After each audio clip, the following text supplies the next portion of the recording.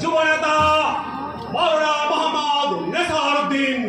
নারায়ে তাকবীর। ইসলামী যুব আন্দোলন জিন্দাবাদ জিন্দাবাদ। যুব নেতা নাসের ভাই জিন্দাবাদ জিন্দাবাদ।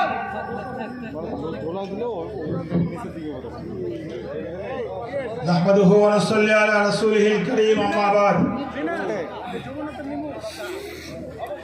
আজকের ঐতিহাসিক যুব কনভেনশনের সংগ্রামী প্রধান অতিথি,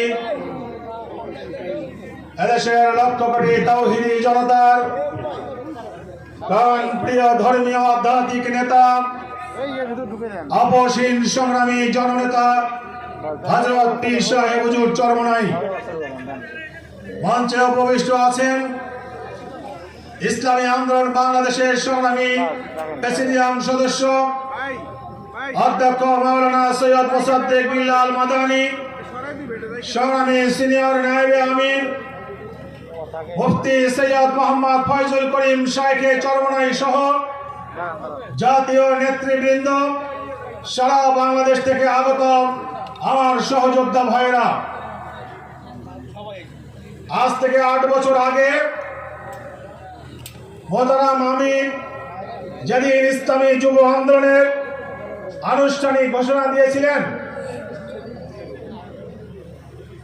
আমি সেই দিন এই যুব আন্দোলনের ঘোষণার মুহূর্তে মদিনাতুল মুনাওয়ারায় ছিল।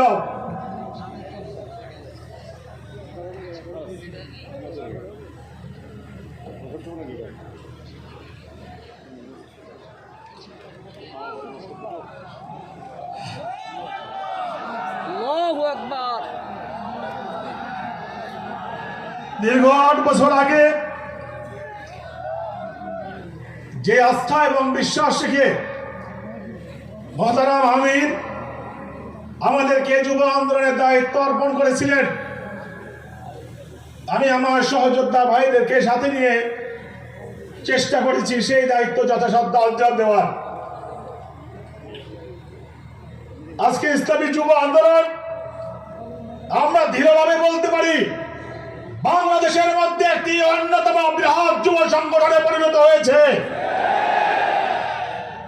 আজকের এই উপস্থিতি প্রমাণ করে বাংলাদেশের রাজনীতিতে পীর সাহেব চরমনাইকে সামনে এগিয়ে নিয়ে যাওয়ার জন্য ইসলামী যুব আন্দোলন পীর সাহেব চরমনাইয়ের ডানে আছে, বামে আছে, সামনে আছে, পিছনে আছে।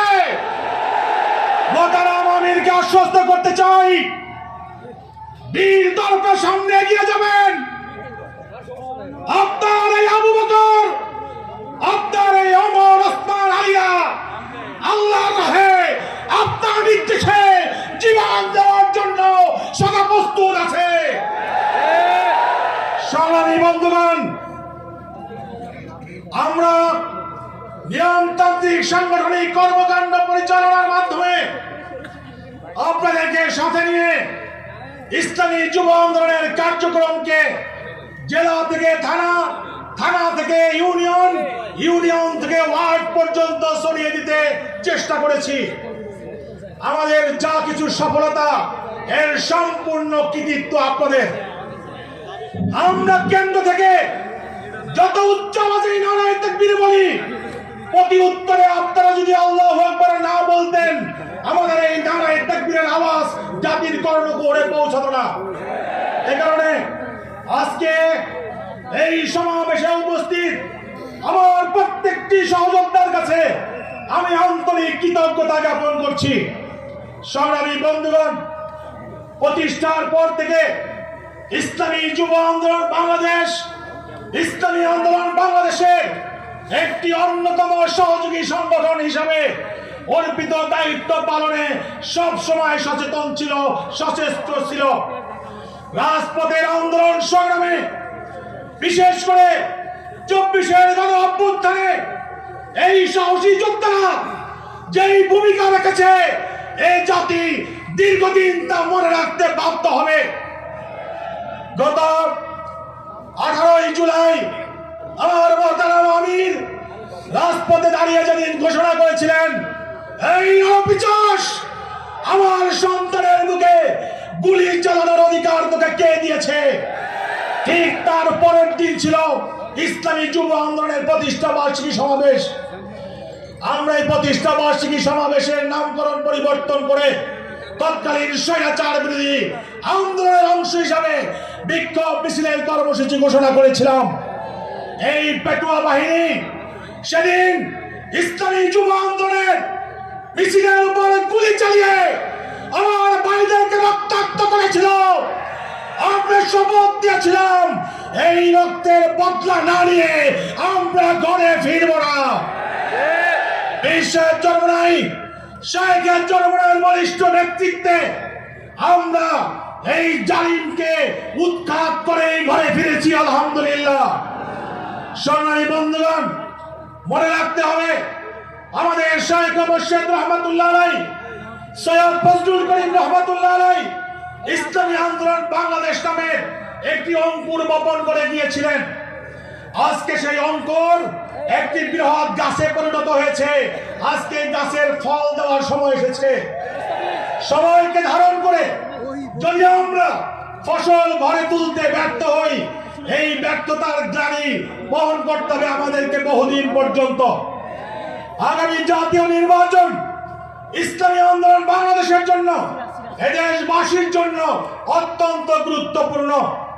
আমাদের মোহতারাম আমির ইতিমধ্যেই বলেছেন পিআর পদ্ধতিতে এই নির্বাচন আয়োজন করতে হবে। পিআর হোক আর নাই হোক, আগামী নির্বাচনে ইসলামী আন্দোলন বাংলাদেশকে একটি ভালো ফলাফল অর্জন করতে হবে, এর কোনো বিকল্প নাই। মনে রাখবেন, নির্বাচনী যুদ্ধে আসল পুঁজি হলো ভোট। আপনি যদি ভোট অর্জন করতে না পারেন, ভোট ঘরে আনতে না পারেন, এই নির্বাচনের কোনো সফলতা নাই। এদেশের সাধারণ মানুষ আমাদেরকে ভালোবাসে, পছন্দ করে, আমাদেরকে ভোট দিতে চায়, কিন্তু অনেক সময় আমাদের দুর্বলতার কারণে তারা আস্থা হারিয়ে ফেলে, আশা হারিয়ে ফেলে।